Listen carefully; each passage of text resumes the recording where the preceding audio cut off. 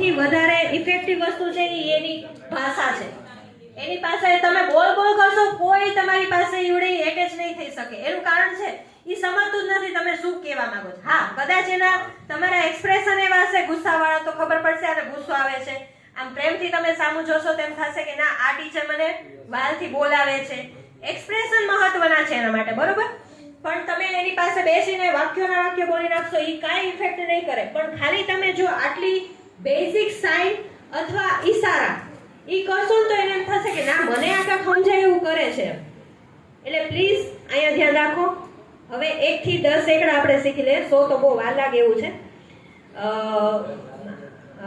પેલા 1 ઈ બધું આપણે જે જનરલી કરીએ છીએ એ જ છે. 2 3 4 5, બરાબર? પછી જો તમારે ઈશારા ઉપર જવું હોય તો આ 6.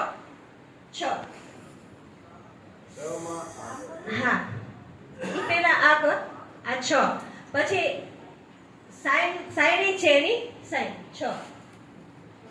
6 ઘણા આ એક જ હાથે 6 અથવા 6. આપણે ઓલો ઇંગ્લિશમાં 6 કરીએ છીએ ને, ઈ સેપ, બરાબર? એટલે 6 પછી 7. આ રીતે કરી શકો તમે, બાળક તો એ સમજી જશે, બરાબર? 7 આ સાઈન છે. 8,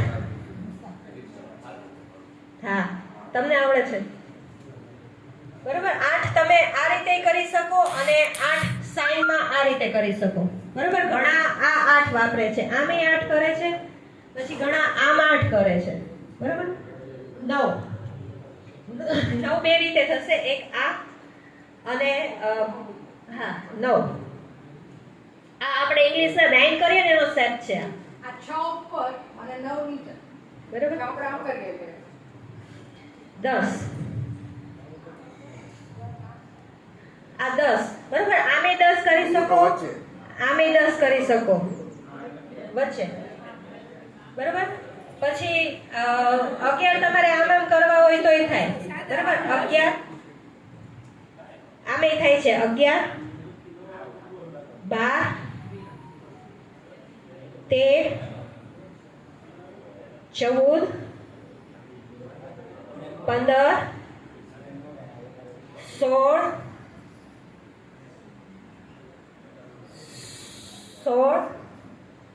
એમ થશે અને 16 આમે થશે.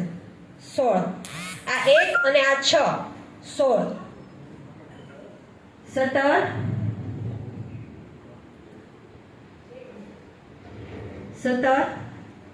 18 19 20, બરાબર? આ 20 થઈ છે, આ 20 થાય છે, બરાબર? એટલે તમે જો બેઝિક ઈશારા બાળક સમજે એવા શીખી જાશો ને તોય તે સારું પડશે. પછી તમને કદાચ એટલી મોટી મોટી સાઈન નથી આવડતી, બરાબર? તો આ તો આવડે ને ઈશારા, જમવું છે,